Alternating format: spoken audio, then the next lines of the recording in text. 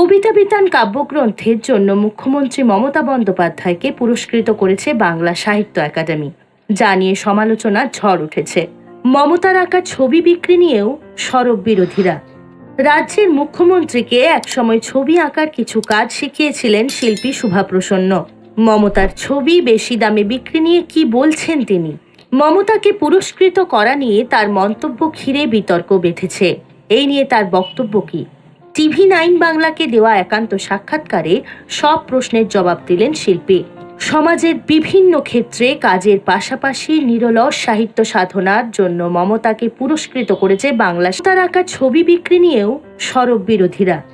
রাজ্যের মুখ্যমন্ত্রীকে একসময় ছবি আঁকার কিছু কাজ শিখিয়েছিলেন শিল্পী শুভাপ্রসন্ন। মমতার ছবি বেশি দামে বিক্রি নিয়ে কি বলছেন তিনি?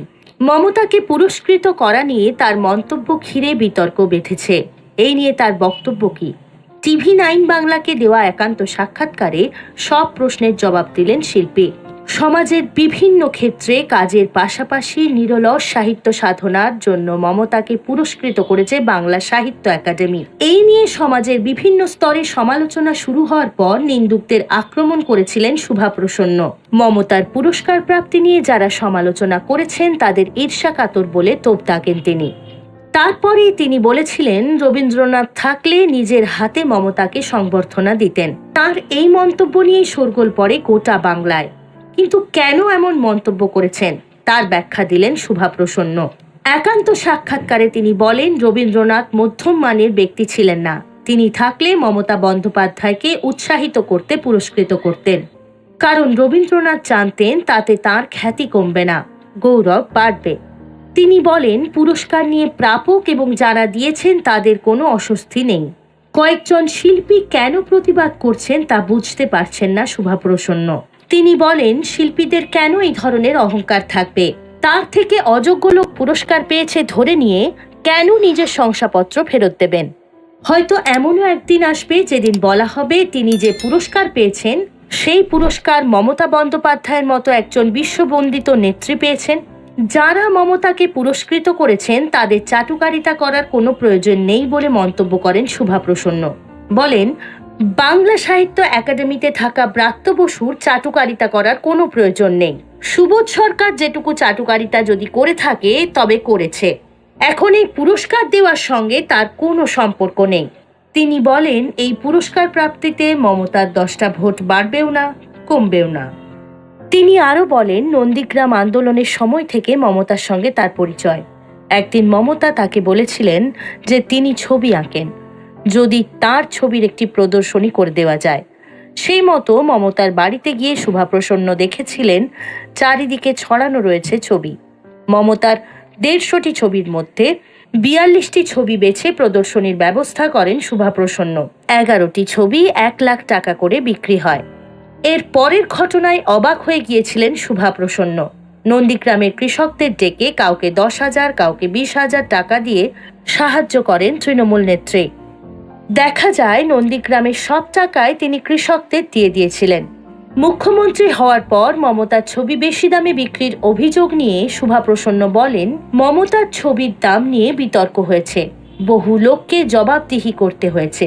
একসময় শুভাপ্রসন্নের নিজের ছবির দাম ছিল 5,000, যা বর্তমানে 10 লক্ষ টাকায় বিক্রি হয়। তিনি বলেন, তাঁরা ছবির দাম নির্ধারণ করেন না, তাদের ছবির মূল্যায়ন করে গ্যালারি। মমতার ছবি বেশি দামে বিক্রি নিয়ে সমালোচনার জন্য বিরোধীদের আক্রমণ করে তিনি বলেন, বিশ্বের কোথাও তিনি এমন প্রতিহিংসাপরায়ণ বিরোধী পক্ষ দেখেননি। তিনি আরও বলেন, এই বিরোধীরাই নানা রকমভাবে মমতাকে দমানোর চেষ্টা করছে। 1993 সালের 21শে July no card no vote এই প্রধান স্লোগান সহ আরও 3-4টি দাবি নিয়ে তদানীন্তন যুব কংগ্রেস নেত্রী রাইটার্স বিল্ডিংয়ে বিক্ষোভ অভিযানের ডাক দিয়েছিলেন। মহাকরণের চারধারে সেদিন 5টি পয়েন্টে বিক্ষোভ হয়েছিল। সব জায়গাতেই সেদিন পুলিশের আন্দাজের চেয়ে অনেক বেশি লোক হয়েছিল। বিক্ষোভকারীদের ঠেকাতে পুলিশ হিমশিম খেয়েছে। ময়দানে মেয়র রোড ও ধর্মতলায় পুলিশ গুলি চালিয়ে 13 জন বিক্ষোভকারীকে সেদিন মেরেছিল। কিন্তু সেই গুলি চালনা ছিল একেবারেই অসঙ্গত, কারণ দুটি জায়গাতেই নেতারা স্টেজ থেকে কর্মীদেরকে শান্ত থাকতে বলেছিলেন। এমনকি পুলিশদের কাছেও মাইকে অনুরোধ করেছিলেন যাতে তারা সংযত থাকেন, কিন্তু পুলিশ সেই কাজটি ঠিকমতো করতে পারেনি। পরে মহাকরণে মুখ্যমন্ত্রী জ্যোতি বসু বলেছিলেন, বিক্ষোভকারীরা বোমা নিয়ে মহাকরণ দখল করতে আসছিল, পুলিশ বাধ্য হয়ে গুলি চালিয়েছে। কিন্তু যে বিষয়টা অনেকেই জানেন না তা নিয়েও আলোচনা করা দরকার। বাংলায় পুলিশের গুলি চালনায় মৃত্যু কংগ্রেস আমলেও কম হয়নি। 1948 সালে বিধানচন্দ্র রায় সরকার জননিরাপত্তা বিল নামে বিনা বিচারে আটক আইন তৈরি করে। তার প্রতিবাদে ওই বছরের 10ই ডিসেম্বর মিছিল বের হয়। মিছিলে পুলিশ গুলি চালায়। গুলিতে শচীন মণ্ডল নামে একজন শহীদ হন। স্বাধীন ভারতে বাংলায় তিনি প্রথম রাজনৈতিক শহীদ। সেই বছরের ওই দিনেই রাষ্ট্রসংঘের 30 দফা মানবাধিকার সনদ গৃহীত হয়। ভারত সরকার তাতে সই করে। 1951 সালের 21শে এপ্রিল কোচবিহারে খাদ্য আন্দোলন শুরু হয়েছে। সেদিন ফের পুলিশ গুলি চালান। পুলিশের গুলিতে লুটিয়ে পড়েন কবিতা বসু, যার বয়স ছিল 25, বন্দনা তালুকদার, বয়স 16, বাদল বিশ্বাস, বয়স 20, সতীশ দেবনাথ, বয়স 15 এবং 7 বছরের শিশু বকুল তালুকদার। এই ঘটনা দেখে কবি শঙ্খ ঘোষ লিখেছিলেন যমুনাবতী কবিতা।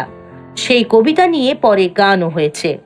1966 সালের ফেব্রুয়ারি মার্চে খাদ্য ও 1 পোয়া কেরোসিনের দাবিতে আন্দোলন হয়েছিল। সেই আন্দোলনে স্বরূপনগরের কিশোর নুরুল ইসলাম ও 4 মার্চ কৃষ্ণনগরে আনন্দ হাইত পুলিশের গুলিতে খুন হয়েছিলেন। শহীদ তোমাকে ভুলছি না, শহীদ স্মরণে আপন মরণে রক্ত ঋণ শোধ করো, এই সব চালু স্লোগান বহু বছর ধরে চলেছে, আজও চলছে। কিন্তু যে পরিবারের মানুষটা খুন হলেন, হয়তো নিহত ব্যক্তি সেই পরিবারের একমাত্র রোজগেরে ব্যক্তি ছিলেন। সেই পরিবারটির কি হবে? আগে কখনো বামপন্থী নেতারা এটা ভাবতেন না। মমতা বন্দ্যোপাধ্যায় এটা ভেবে একটা কমিটি তৈরি করেন, মানুষের কাছে অর্থ সাহায্যের আবেদন করেন। সেই কমিটির সভাপতি ছিলেন প্রয়াত কবি সুভাষ মুখোপাধ্যায়, সঙ্গে ছিলেন শুভাশিস চক্রবর্তী ও কল্যাণ ব্যানার্জি। নিহত ও আহত পরিবারগুলির পাশে দাঁড়ানোর জন্য বহু মানুষ আর্থিক সাহায্য দেন। সেই টাকা থেকে 13 জন শহীদ পরিবারকেই মমতা বন্দ্যোপাধ্যায় বেশ কিছু টাকা তুলে দেন। পরিবারের একমাত্র রোজগেরে ব্যক্তি তাঁর ডাকে বিক্ষোভ দেখাতে গিয়ে পুলিশের গুলিতে খুন হয়েছেন, অথচ তিনি শুধু স্লোগান দিয়ে দায় ঝেড়ে ফেলবেন? না, তা তিনি করেননি। আগে পুলিশের গুলি চালনার পর এটাই হতো। তিনি যে দায়বদ্ধ এবং দায়িত্বশীল সেটা তিনি বুঝিয়েছেন। এই গুণটা স্বীকার করতেই হয়। 1999 সালের অক্টোবরে মমতা বন্দ্যোপাধ্যায় রেলমন্ত্রী হন। রেলমন্ত্রী হওয়ার পর তিনি ওই 13টি পরিবারের প্রত্যেকটি পরিবারের একজনকে রেলে চাকরির ব্যবস্থা আইন মেনে করে দেন। প্রতি বছর 21শে জুলাই তিনি শহীদদের স্মরণ করার জন্য এবং পরবর্তী প্রজন্মের তরুণ কর্মীদের ওই ইতিহাসকে স্মরণ করিয়ে দেওয়ার জন্য সমাবেশ ডাকেন।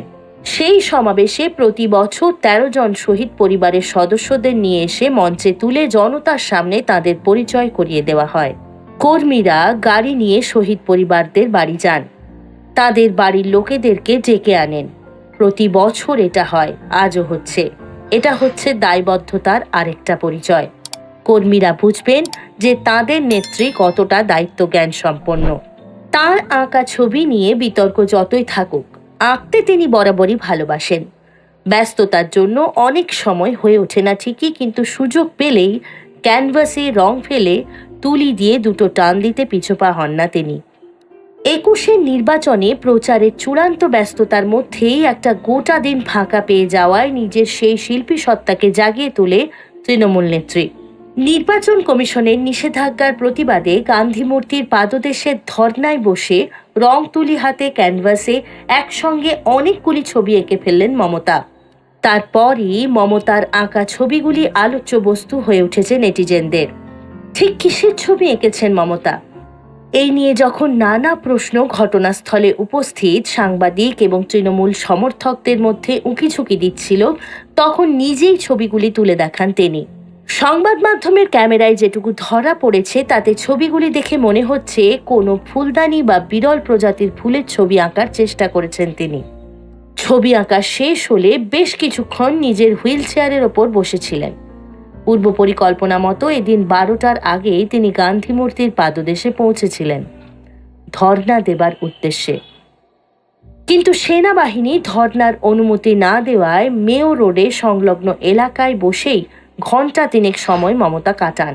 এরপর কালীঘাটে ফিরে যান। নিজের রাজনৈতিক ভাষণ নির্বাচনী আচরণবিধি লঙ্ঘন করার অভিযোগে সোমবার মমতা বন্দ্যোপাধ্যায় নির্বাচনী প্রচারের ওপর 24 ঘণ্টার নিষেধাজ্ঞা জারি করে নির্বাচন কমিশন। তারপর থেকে সরাসরি তিনি কোনো মন্তব্য করেননি। তবে কমিশনের এই সিদ্ধান্তকে অগণতান্ত্রিক এবং অসাংবিধানিক বলে ধর্নায় বসবেন বলে টুইট করে জানিয়েছিলেন। সেই মতো মঙ্গলবার মেয়ো রোড সংলগ্ন এলাকায় ঘণ্টা তিনেক বসে থাকেন মমতা। এছাড়াও শিল্পীদের প্রতিও তিনি তার অনুরাগী ভাবধারার পরিচয় দিয়েছিলেন। হরিনাম সংকীর্তন শিল্পীদের পাশে দাঁড়িয়েছিলেন মমতা বন্দ্যোপাধ্যায়। তাদের জন্য মাসে 1000 টাকা করে ভাতা চালু করেছে সরকার। সঙ্গে মাসে 4টি করে অনুষ্ঠান। প্রতিটি অনুষ্ঠানে তারা পাবেন আরও 1000 টাকা করে। এভাবেই নিজের জীবনকে এগিয়ে নিয়ে চলেছেন শিল্পী। তিনি এক কথায় অসাধারণ। এভাবেই তিনি নিজের জীবনের প্রতিটি যুদ্ধ জয় করেছেন। মমতা বন্দ্যোপাধ্যায় আলাদা করে পরিচয় দেওয়া মানে অত্যুক্তি। রাজনীতিতে কুৎসা অপপ্রচারকে হাতিয়ার করেন অনেকেই। নানা প্রতিবাদ প্রতিরোধ থাকে, লড়াইটাই শেষ কথা। 2016 বিধানসভা নির্বাচনের ফল দেখে বলা যায় এক এবং অনেকজন। মমতা বন্দ্যোপাধ্যায় একা, বিরুদ্ধে সব বিরোধী শক্তির মেলন এবং যাবতীয় আক্রমণ ঝড় সামলে বিপুল জনাদেশ। শেষ হাসি মমতার। যাক, অনেক কুৎসা তো হলো। এবার মমতা বন্দ্যোপাধ্যায় সম্পর্কে কিছু না জানা তথ্য জেনে নেওয়া যাক। নিরাপত্তা রক্ষী থেকে শুরু করে আমলা সকলেই ক্লান্ত, হাঁপাচ্ছেন। একজনের কোনো ক্লান্তি নেই। মাইলের পর মাইল হেঁটে চলেছেন হাসি মুখে। রাস্তার দুপাশে বিপুল সমর্থকদের সঙ্গে হাত মেলাচ্ছেন। বয়স্ক মহিলাকে জড়িয়ে ধরছেন। মমতা বন্দ্যোপাধ্যায়ের এরূপ দৃশ্যের সঙ্গে পরিচিত রাজ্য সহ রাজনীতি। এই অফুরন্ত জীবনী শক্তির চাবিকাঠি কিন্তু কড়া ডায়েট। হ্যাঁ, ডায়েট সম্পর্কে মমতা যথেষ্ট সচেতন। তেল ও মশলা জাতীয় খাবার যতটা সম্ভব এড়িয়ে চলেন তিনি। মুড়ি, চা ও চকলেট রোজকার ডায়েটে মাস্ট, আর প্রচুর পরিমাণে জল।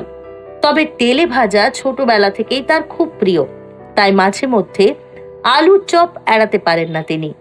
স্বাস্থ্য সম্পর্কেও মমতা বন্দ্যোপাধ্যায় সদা সচেতন। এমনিতেই তিনি প্রচুর হাঁটেন। তাছাড়াও বাড়িতে প্রতিদিন নিয়ম করে 5 থেকে 6 কিলোমিটার ট্রেডমিলে হাঁটেন। বিধানসভা ভোটের আগে তো একদিনে টানা 10 কিলোমিটারও হেঁটে ফেলেছিলেন অনায়াসেই। জাতীয় রাজনীতিতে দিদির পোশাকও চর্চার বিষয়।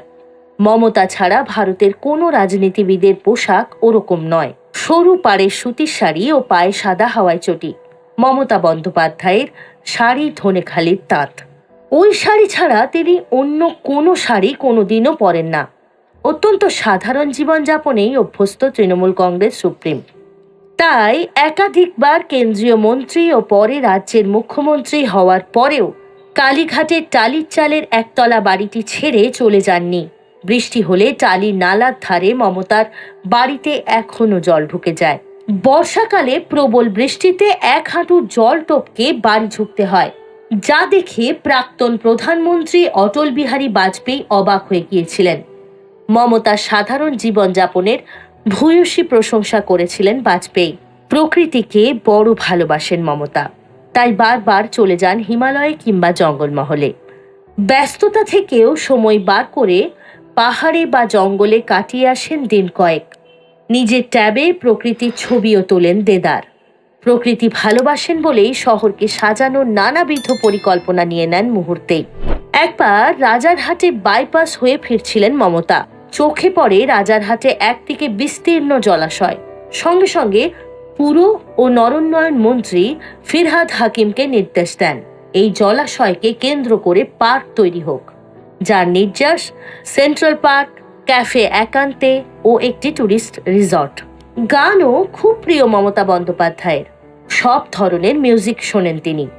তাই ক্ষমতায় এসেই কলকাতার ট্রাফিক সিগন্যালগুলিতে চালু করেন রবীন্দ্রসঙ্গীত বাজানো। কাজী নজরুল ইসলামের কবিতা ও গানও ভালোবাসেন মমতা। গানের প্রতি তার ভালোবাসা পেয়েছেন মায়ের কাছ থেকে। ছোটবেলায় মায়ের কাছে নানা বাংলা গান শুনতেন তিনি।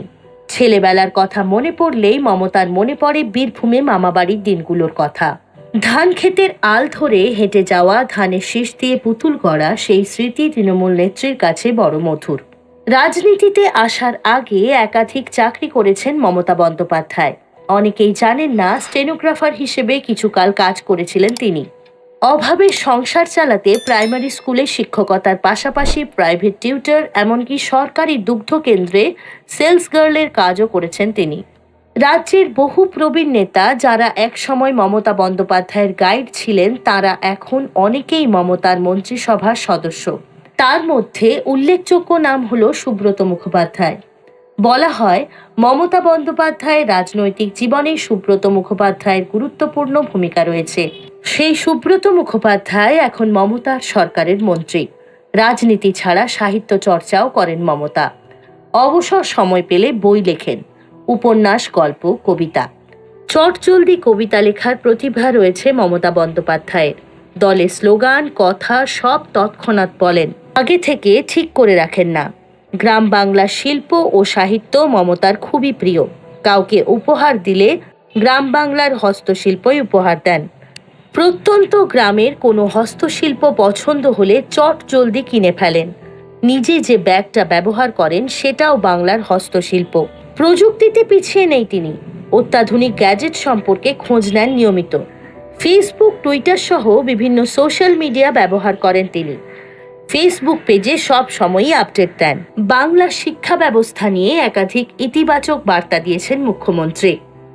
তিনি বলেন, আগে স্কুল কলেজে কম নাম্বার দিত, এখন কেউ 90, কেউ 99 পাচ্ছে। সিবিএসই, আইসিএসসির সঙ্গে কিভাবে প্রতিযোগিতা করবে বাংলার পড়ুয়ারা, তাই তিনি সিদ্ধান্ত দেন নাম্বার বাড়িয়ে দেওয়ার। তৃণমূল সরকারের আমলে এই রাজ্যে নতুন 30টি বিশ্ববিদ্যালয় হয়েছে। এছাড়া আরও 6টি মেডিকেল কলেজ তৈরি হচ্ছে রাজ্যে। সেই সঙ্গে দ্বাদশ শ্রেণীর পড়ুয়াদের বিনামূল্যে স্মার্টফোন বা ট্যাব প্রদান করা হচ্ছে। গত বছর পশ্চিমবঙ্গের বিধানসভা নির্বাচনে বিপুল ভোটে জয় পায় মমতার দল তৃণমূল কংগ্রেস। ভোটে জয়ী হয়ে টানা দ্বিতীয়বারের মতো রাজ্যের মুখ্যমন্ত্রী হিসেবে শপথ নেন মমতা বন্দ্যোপাধ্যায়। পশ্চিমবঙ্গে জনপ্রিয়তার কারণে দলটির নেতাকর্মীরা মমতাকে ভারতের পরবর্তী প্রধানমন্ত্রী বানানোর স্বপ্ন দেখছেন। আবার দলের কোনো কোনো নেতা মনে করছেন, রাজ্যের সাবেক মুখ্যমন্ত্রী জ্যোতি বসুর ক্ষমতায় থাকার সব রেকর্ড ভেঙে দিয়ে নতুন রেকর্ড করবেন মমতা। যদিও তৃণমূল নেতাদের এই চিন্তাকে নিছক স্বপ্ন বলেই মনে করছেন বিজেপি ও কংগ্রেস নেতারা। মুখ্যমন্ত্রী মমতা বন্দ্যোপাধ্যায় বরাবরই বলে থাকেন যে নারীরা আমাদের সমাজের স্তম্ভ এবং আমাদের গর্ব। তার সরকার মহিলাদের ক্ষমতায়নে প্রতিশ্রুতিবদ্ধ। মমতা বন্দ্যোপাধ্যায় প্রায় 1 দশকের বেশি পশ্চিমবঙ্গের মুখ্যমন্ত্রী হিসেবে কাজ করে চলেছেন এবং কৃষি ও গ্রামীণ উন্নয়ন, খাদ্য নিরাপত্তার উন্নতি এবং গ্রামীণ দারিদ্র্য দূরীকরণে গ্রামীণ মহিলাদের গুরুত্বপূর্ণ ভূমিকা ও অবদানকে স্বীকৃতি দেওয়ার ফলে সফল হয়েছেন। তিনি বাংলার প্রথম মহিলা মুখ্যমন্ত্রী। এছাড়াও 7 বার লোকসভায় নির্বাচিত তিনি ভারত সরকারের মন্ত্রিসভার প্রথম মহিলা রেলমন্ত্রী, কয়লা মন্ত্রী, মানব সম্পদ উন্নয়ন, যুব বিষয়ক, ক্রীড়া, মহিলা ও শিশু উন্নয়ন প্রতিমন্ত্রী ছিলেন। প্রত্যেক মহিলা যাতে সরকারি প্রকল্পের সুবিধা পান তা নিশ্চিত করতে পার্টি সদস্যদের মধ্যে মোট 341টি ব্লকে ছোট ছোট সহেলি সভার আয়োজন করতে বলা হয়েছে, যাতে বিভিন্ন ধরনের স্কিমের সুবিধাগুলি মহিলারা সহজেই পেয়ে যান। আনুমানিক 3.39 কোটি মহিলা ভোটার সহ ভোটারদের 48.5% মমতার কন্যাশ্রী পরিকল্পনা, রূপশ্রী পরিকল্পনা, স্বাস্থ্য সাথী, স্বাস্থ্য বীমা কার্ড এবং সবুজ সাথীর মতো স্কিমের নতুন রূপ বছরের পর বছর বিধানসভা নির্বাচনে জেতার পক্ষে কাজ করে আসছে। তিনি রাজ্য কংগ্রেস সভাপতির পদের জন্য নির্বাচনের দাবি করার সিদ্ধান্তের জন্য অপমানিত বোধ করার কথা স্বীকার করার পরেও রাজনীতিতে একমাত্র মহিলা হিসেবে 1998 সালে নিজের দল তৃণমূল কংগ্রেস প্রতিষ্ঠা করেছিলেন। প্রাক্তন রাষ্ট্রপতি প্রণব মুখোপাধ্যায় তার সম্পর্কে লিখেছেন যে তার সাফল্য তার নিজের সংগ্রামের ফলাফল। 2011 থেকে যখন তিনি রাজ্যে 34টি নিরবচ্ছিন্ন বছর ক্ষমতায় থাকা কমিউনিস্ট পার্টি অফ ইন্ডিয়া মার্ক্সবাদী নেতৃত্বাধীন বামফ্রন্ট সরকারকে ধ্বংস করে পশ্চিমবঙ্গের মুখ্যমন্ত্রী হিসেবে 2 মেয়াদের পর তুমুল প্রতাপশালী বিজেপিকে পরাস্ত করে তিনি এখনও তৃতীয়বারের মতো ক্ষমতা ধরে রেখেছেন। কন্যাশ্রী এমন একটি প্রকল্প যা ইউনিসেফ এবং UK department of international development দ্বারা আন্তর্জাতিক স্বীকৃতি পেয়েছে। এটি মমতা বন্দ্যোপাধ্যায়ের দ্বারা নেওয়া একটি উদ্যোগ যা অর্থনৈতিকভাবে দুর্বল ও যারা উচ্চশিক্ষার খরচ বহন করতে পারে না এমন মেয়েদের উন্নত জীবন ও সামাজিক মর্যাদা তৈরি করতে সাহায্য করেছে। এখনো অবধি প্রায় 70 লাখ মেয়ে এই প্রকল্প থেকে উপকৃত হয়েছে। স্কিমের 2টি উপাদান রয়েছে, বার্ষিক বৃত্তি এবং এককালীন অনুদান। এই স্কিমের উদ্দেশ্য খুবই সহজ করা হয়েছে যাতে এই প্রকল্প অতিমাত্রায় সুযোগ নিয়ে মহিলারা উচ্চশিক্ষা সম্পূর্ণ করেন এবং বাল্যবিবাহের শিকার না হন তা নিশ্চিত করার জন্য। বিয়ের কথা বলতে গেলে পশ্চিমবঙ্গ সরকার অর্থনৈতিকভাবে দুর্বল পরিবারের মেয়ে বা মহিলাদের বিয়ে করার জন্য আর্থিক সহায়তা দেওয়ার জন্য রূপশ্রী পরিকল্পনা প্রকল্পও চালু করেছেন। এই স্কিমের অধীনে সরকার মেয়েটির ব্যাংক অ্যাকাউন্টে সরাসরি 25,000 টাকা এককালীন আর্থিক সহায়তা প্রদান করেন। যেখানে কন্যাশ্রী মহিলাদের মধ্যে শিক্ষার প্রচার করে, রূপশ্রী তাদের বিবাহ সংক্রান্ত সহায়তা প্রদান করে। 2018 সাল নাগাদ প্রায় 1.26 লাখেরও বেশি পরিবার তাদের মেয়েদের বিয়ের জন্য এই স্কিমের আওতায় আর্থিক সাহায্য পেয়েছে। শুধু তাই নয়, পশ্চিমবঙ্গের প্রতিটি মেয়ে যাতে উচ্চশিক্ষার সুযোগ পায় তা নিশ্চিত করতে রাজ্য সরকার বিশেষ করে মহিলাদের জন্য আলাদা বিশ্ববিদ্যালয়ও তৈরি করেছেন। সবুজ সাথী প্রকল্পের অধীনে 1 কোটিরও বেশি শিক্ষার্থীকে সাইকেল দেওয়া হয়েছে, যার মধ্যে 37 লাখ মেয়েকে স্কুলে আসা যাওয়ার জন্য দেওয়া হয়েছে।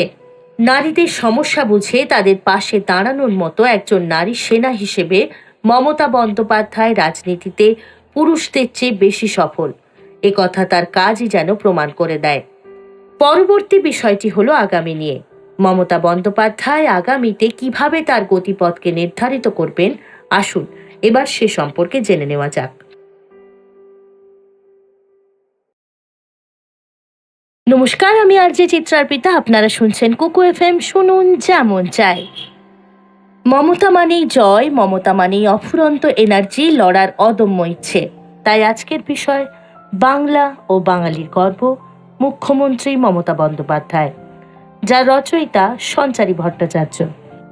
গত বছর আগস্টে দিল্লিতে কংগ্রেসের ডাকে যে বিজেপি বিরোধী বৈঠক হয়েছিল সমমনস্ক রাজনৈতিক দলগুলোর, সেখানেও মমতা হাজির ছিলেন এবং বিজেপিকে হারাতে মমতা যে ফর্মুলা বেঁধে দিয়েছিলেন সেটা মোটামুটি সর্বদল স্বীকৃত রাস্তা হিসেবে গ্রাহ্য হয়েছে। মমতা যা বলেছেন তা নিছক ভোটের অঙ্ক। বিজেপি বিরোধী ভোট যাতে ভাগ না হয়ে যায় সেদিকেই নজর দিতে বলেছে মমতা। তার জন্য মমতার ফর্মুলা যে দল যেখানে শক্তিশালী বিজেপির বিরুদ্ধে সেখানে তারাই প্রতিদ্বন্দ্বিতা করবে, বাকি দলগুলি এবং তাদের ভোট থাকবে সহযোগী শক্তি হিসেবে।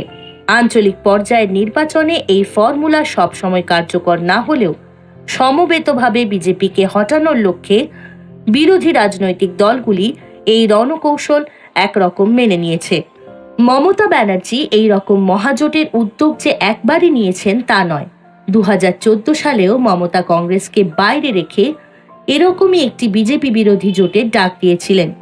সেই জোট সফল হয়নি, কারণ উত্তরপ্রদেশে মায়াবতীর বহুজন সমাজ পার্টি এবং মুলায়ম অখিলেশ যাদবের সমাজবাদী পার্টি একেবারে শেষ মুহূর্ত পর্যন্ত মহাজোটের সম্ভাবনাকে ঝুলিয়ে রেখেছিল।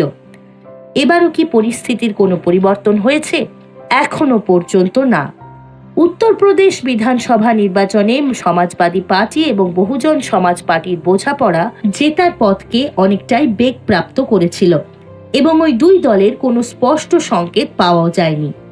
অপরদিকে কংগ্রেসকে বাদ দিয়ে কোনো মহাজোট করার সম্ভাবনার কথা এবারে আর মমতার পক্ষে ভাবা সম্ভব নয়। এবার প্রশ্ন হচ্ছে, মমতার ফর্মুলা মেনে বিজেপি বিরোধী ভোট ব্যাংক অক্ষত রেখে লোকসভা নির্বাচনে যদি সত্যিই বিজেপিকে হারানো সম্ভব হয়, তাহলে মমতা ব্যানার্জির নামই কি পরবর্তী প্রধানমন্ত্রী হিসেবে বিবেচিত হবে?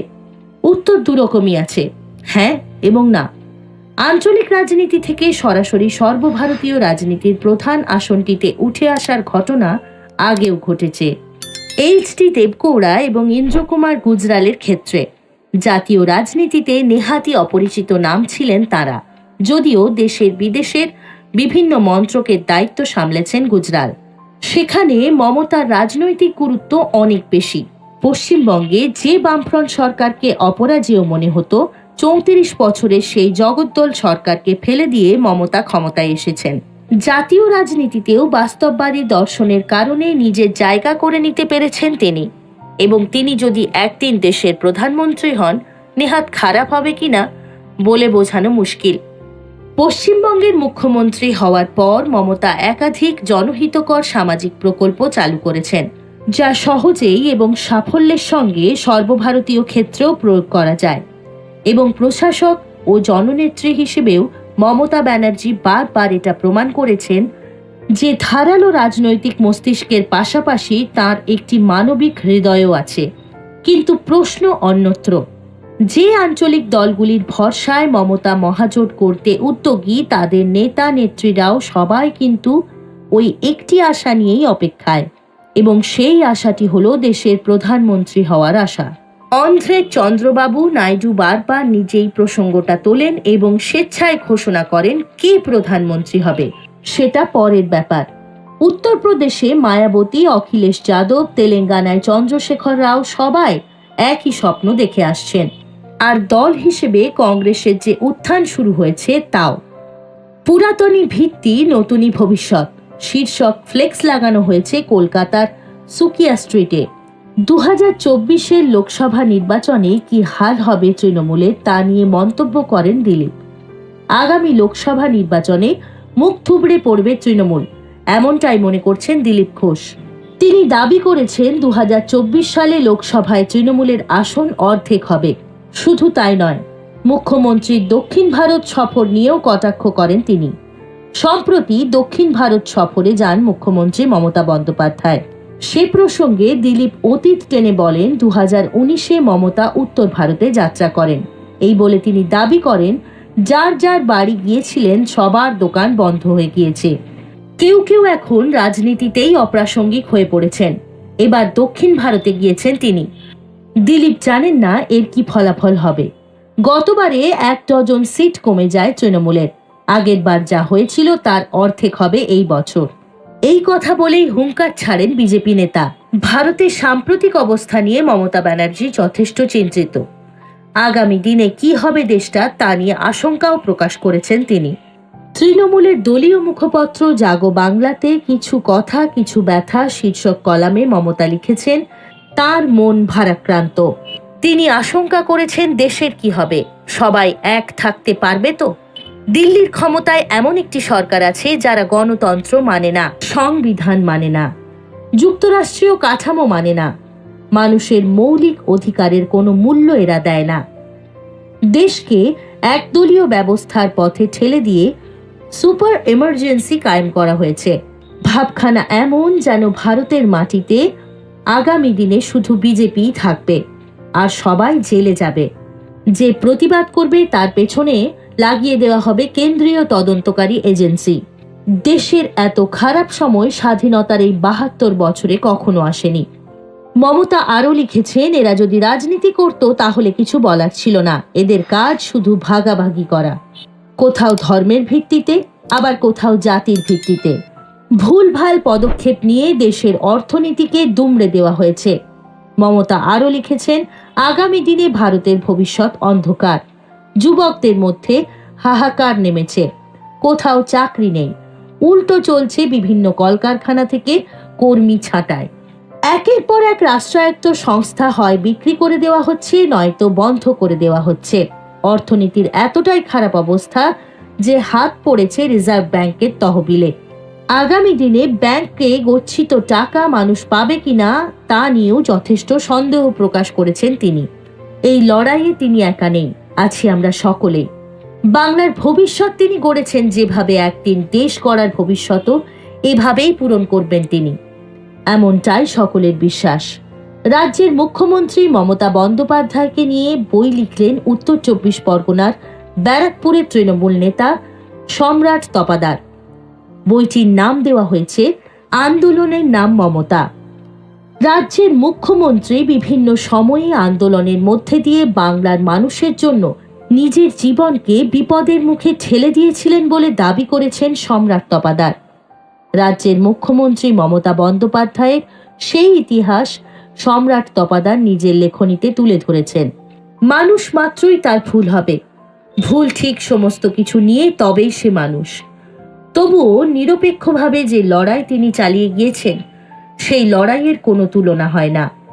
বিশেষত মহিলাদের জন্য তিনি যা করেছেন তা স্বাধীনতার এত বছরে অনেকেই করতে পারেননি। বাংলার প্রতিটি ঘরে ঘরে তিনি ঘরের মেয়ে হয়ে থেকে গেছেন, উজ্জীবিত করেছেন বাংলার যুব সমাজকে। জননেত্রীর বলা প্রতিটি কথা আমাদেরকে অনুপ্রাণিত করে এসেছে। আমরাও লড়াই করে এগিয়ে যেতে পেরেছি। এখানেই তার লড়াইয়ের সার্থকতা। তিনি এভাবেই আমাদের মধ্যে বেঁচে থাকুন, সেটাই কাম্য। তার ভবিষ্যৎ আরো উজ্জ্বল হোক, সঙ্গে উজ্জ্বল হোক আমাদের বাংলা তথা দেশের ভবিষ্যৎ। প্রতিটি বাঙালি যেন তাকে নিজের গর্ব বলে পরিচয় দিতে পারে। বাঙালির গর্ব হিসেবেই তিনি আমৃত্যু মানুষের মনে যেন এভাবেই থেকে যেতে পারেন। তার অভাবনীয় কনফিডেন্স দিয়ে তিনি যেন বাংলাকে আরো উপরে নিয়ে যেতে পারেন।